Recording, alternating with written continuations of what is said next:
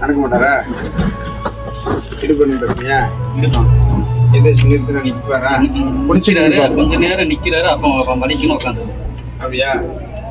நடப்போமா? கண்ண முடியும் பக்கத்துல கண்ண மூட முடியும். கண்ண மூட அப்படி பார்த்துட்டு கண்ணு முடியும்.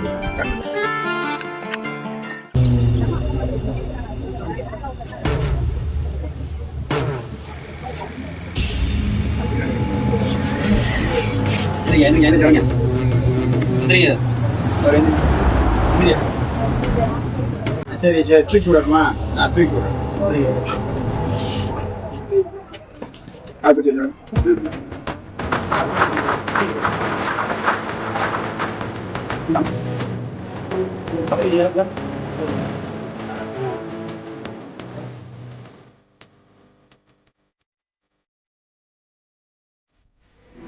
சரி,